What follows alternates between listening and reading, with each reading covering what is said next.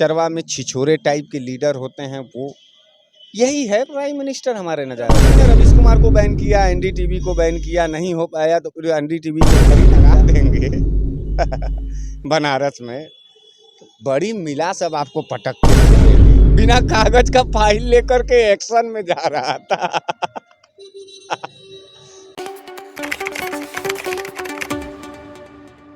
23 तारीख को शिलान्यास होगा यहाँ पे एक ग्राउंड का, जहाँ पे बच्चे खेलेंगे और अपना भविष्य संवारेंगे। तो सर स्वागत है आपका। बहुत बहुत धन्यवाद स्वामी जी, सत्यान एक्सप्रेस के सभी टीम के लोगों को कि आप बनारस में आए, आपका हार्दिक स्वागत है। सर अभी घोसी का चुनाव हुआ, घोसी के चुनाव में बहुत बड़ा परचम चला रहे थे लोग कि इस बार अगर हम जीत गए तो कहीं ना कहीं 24 में हम जीत जाएंगे, सेमीफाइनल माना जा रहा था। घोसी तो ये लोग हार गए। उसी में एक नाम चल रहा था ओम प्रकाश राजभर जी का, 80 सीट जीतने की बात कर रहे थे। आज वो आवाज़ उनकी नहीं आ रही है, क्या कहना है? देखिए, इंडिया गठबंधन का गृह प्रवेश था घोसी चुनाव, और हमारा गृह प्रवेश हो गया है और इंडिया का सरकार बनेगा। इन मोदी सरकार की अगुवाई वाली जो ये लूट वाली सरकार है, अडानी अंबानी की जो सरकार है, गोदी मीडिया की जो सरकार है, इसके खिलाफ जनता पूरी तरीके से स्वामी जी आक्रोशित है। थालियों से रोटी गायब हो गई हैं स्वामी जी, और घर चेहरे पर एक तनाव है आर्थिक मंदी की वजह से। और ये बजरंग दल, आरएसएस, भारतीय जनता पार्टी ढिठाई और बेहयाई की बात करना जानते हैं कि मोदी जी भगवान है। तो अब मोदी जी का जो भगवानपना है वो सामने आ गया है देश के सामने। हर हर मोदी, घर घर मोदी, यही बनारस में नारा लगा था। आज के तारीख में स्वामी जी यकीन बताएं, अगर ये नारा आप लगा देंगे बनारस में, तो बड़ी मिला सब आपको पटक के थूरेंगे, बहुत मार मारेंगे। बहुत आक्रोश हो गया है। जमीन पर आप लोग रिपोर्टिंग करिए और समझ में आएगा आपको कि पूरा डमाडोल हो गया है। भारतीय जनता पार्टी का जो कुकर्म है उससे हर एक जनता अब रूबरू हो गई है। जाति धर्म मजहब का राजनीति अब नहीं चल रहा है। मुद्दे की बात होगी, रोटी बेटी और खेती की बात होगी, जिसका परिणाम था कि घोसी उपचुनाव हार गई। उपचुनाव सरकारों का चुनाव होता है।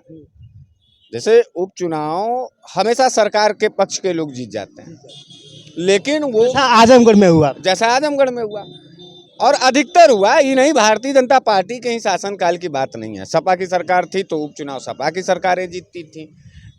उससे पहले जो है बसपा की सरकार थी तो बसपा की सरकारें जीतती थी।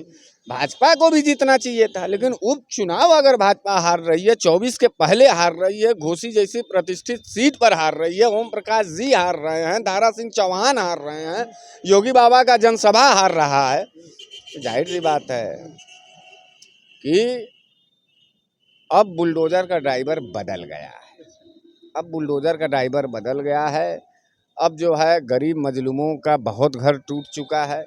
अब आरएसएस का कार्यालय तोड़ने की बारी आ गई है, भाजपा की कार्यालय तोड़ने की बारी आ गई है और भाजपाइयों को तोड़ने की बारी आ गई। एक समय था कि आप जब पत्रकारों के साथ जब गलत हुआ था तो आप भी आवाज़ उठा रहे थे पत्रकारों के पक्ष में। आज देख रहे हैं कि आपके गठबंधन वाले, जिस गठबंधन के भी आपने बात किया, वो आपके गठबंधन वाले ने तो एकदम गोदी मीडिया का बहिष्कार ही कर दिया। सॉरी, गोदी मीडिया नहीं बल्कि उन मीडिया की जिसके बारे में आप तो बताई जानते ही हैं। देखिए पत्रकार, आपको तकलीफ है, हमको भी तकलीफ है भाई। पत्रकारों को नहीं बैन करना चाहिए, ना ही निष्कासन करना चाहिए, लेकिन गुरु जब आपका चाला चरित्र हमेशा बिकाऊ रहेगा तो हम कितना आपका दामन थामे और कितना आपको मनाए। हम संस्कारिक भाषा में आपकी जिम्मेदारी को समझाए। उन 14 पत्रकारों को हमने लोकतंत्र की दुहाई देकर के उनको समझाया कि सत्ता से भी सवाल होना चाहिए, जन मुद्दे पे भी सवाल होना चाहिए, लेकिन ये सब माने नहीं गुरु। ये सब खाली चरण चाटन करके रुपया पैसा अपना पेट भरने के लिए देश की जनता और देश के सवालों के साथ गद्दारी करते रह गए। अब इन लोगों का निष्कासन का अगर आप लोगों को बहुत ज़्यादा कष्ट है, दर्द है, तो हम आपसे एक बात ये पूछना चाहते हैं कि क्या नरेंद्र मोदी जी ने निष्कासन नहीं किया है क्या मीडिया कर्मियों का? गुरु नरेंद्र मोदी की अगुवाई वाली सरकार और स्वयं नरेंद्र मोदी 9 साल से जलील और बेइज्जत कर रहे हैं भारतीय मीडिया के एंकरों को, उनके पत्रकारों को। एक बार बात तक नहीं किया यार, पहला ऐसा प्रधानमंत्री था। इस पर आप लोगों का सवाल क्यों नहीं नरेंद्र मोदी से पूछते हैं। रवीश कुमार को बैन किया, सबसे पहले ये बैन की जो प्रथा थी मीडिया में, ये किसने शुरू किया? नरेंद्र मोदी ने किया। नरेंद्र मोदी ने रवीश कुमार को बैन किया, एनडीटीवी को बैन किया, नहीं हो पाया तो फिर एनडीटीवी को खरीद लिया, सबको बैन करते चले गए, सबको बैन करते चले गए। नरेंद्र मोदी कब देश के पत्रकारों से बात करेंगे और कब देश के जो है पत्रकारों का जवाब देंगे? खाली वहाँ बनल बनावल सवाल पूछेंगे कि आम काट के खाते हैं कि आम चूस के खाते हैं। अभी संसद में तो सर बड़ा सम्मान कर रहे थे पत्रकारों का। अरे ला वो, इसका मतलब है कि अब की बार नंबर अब पत्रकारों का लग गया है। वो आदमी जिसका नाम बोलता है गुरु, उस आदमी का विनाश होना तय है। देखिए, रोजगार के लिए बोला, रोजगार एकदम खत्म, नौजवान बेहाल और बेकार हो गया। किसानों के लिए बोला था दुगनी आय के लिए, मरवाया 700 किसानों को। और नहीं मन चला तो उसका केंद्रीय मिनिस्टर अजय मिश्रा टेनी, उसका लड़का थार चढ़ा करके मारा किसानों को। बहन बेटियों की इज्जत और आबरू की बात कर रहा था, मणिपुर से लेकर के, और ब्रिजभूषण सिंह का बलात्कार तुम देख लो। तो गुरु वो जिसका नाम लिया, समझ जाओ उसके ऊपर आफत आएगा। तो नरेंद्र मोदी पंचायतिया प्रधानमंत्री है, नरेंद्र मोदी धोखिया प्रधानमंत्री है, नरेंद्र मोदी लुटेरा प्रधानमंत्री है। तब से बड़ा अगर काम हो पाया है जो लगभग 10 सालों से नहीं हो पाया था। कई बार पारित हुआ राज्यसभा से महिला विधायक जो आरक्षण बिल था, तू कैया लागू करेगा मालूम है? लोकसभा में पारित होने जा रहा है। अरे वो लागू कैया करेगा? पारित तो हो ही गया, लागू होने का डेट होना चाहिए ना। सभी सदस्यों ने दिया है, आपको मालूम है कि नहीं? खाली 2 आदमी, वो इम्तियाज जलील और असदुद्दीन ओवैसी जी ने इस बिल के खिलाफ खाली 2 वोट पड़े हैं। असदुद्दीन ओवैसी, इम्तियाज जलील, ये 2 सांसद ने इस बिल के खिलाफ, और नहीं तो सभी सत्ता पक्ष विपक्ष के लोगों ने वोट किया है महिला बिल पे। लेकिन लागू कब करेंगे? 2045 में। बहुत जल्दी लागू करने कुछ नहीं करेगा यार। कह रहे हैं कि लोकसभा में हम पारित कर देंगे। अरे सीएनआरसी, नोटबंदी, जीएसटी, किसान बिल, कुल कोरोना वाला आप देखबे कि इस आदमी का कोई विश्वास करते हो? पत्रकार, सही सही बताना पत्रकार, विश्वास भगवान की कसम खा के बताओ नरेंद्र मोदी की बात का विश्वास होता है स्वामी? अब तो हमको नहीं होता, तुमको होता है? या फिर तुम अपने आप से सवाल पूछ रहे हो कि क्या ये नरेंद्र मोदी लागू कर देंगे?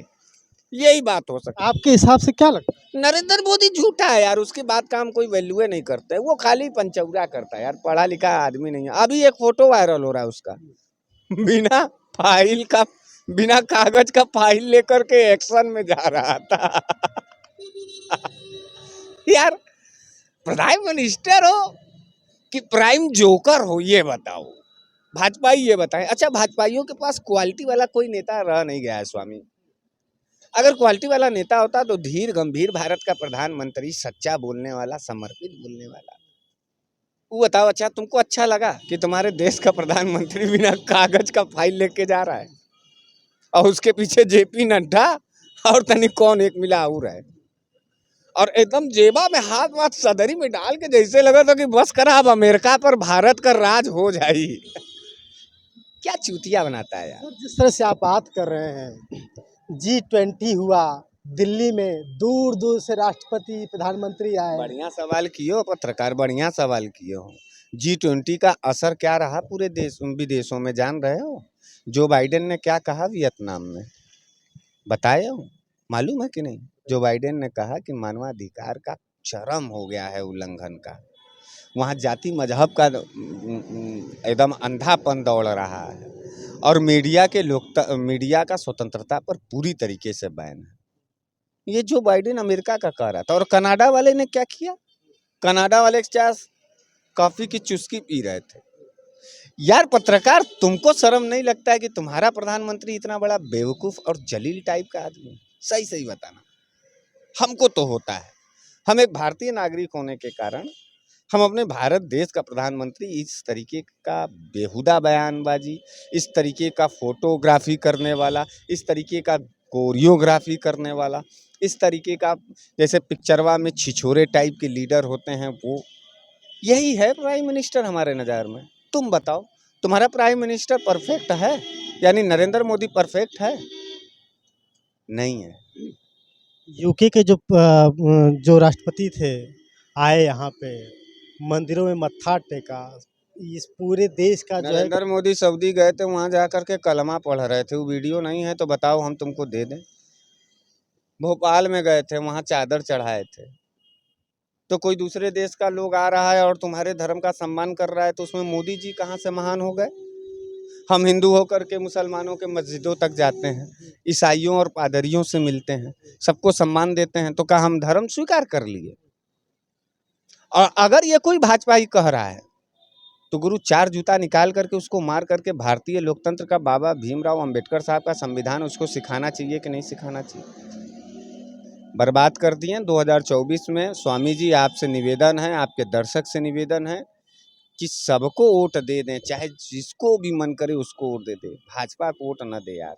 बहुत देश की जलालत क्या होगा सर? 23 तारीख को इसी वाराणसी में आ रहे हैं, जनता इन्हें कितना प्यार देगी इस बार? एकदम कहाँ जनता प्यार दे रही है? पिछली बार का फ्लॉप था, पूरा कुर्सी खाली था, पूरा रिपोर्ट आप देख लीजिए, कहाँ दे रहा है इनको? जानते हो कैसे, जानते हो कैसे कैसे बुलाए जा रहे हैं?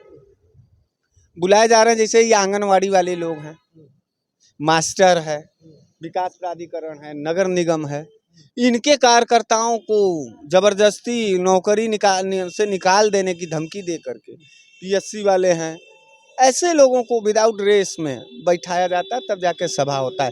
तुम जाना स्वामी भैया, अब पता करना कि कौन कहाँ का है। वीडियो वायरल हो रहा है, पूरे देश में लोग जान रहे हैं कि इनकी हैसियत क्या है। चलिए सर।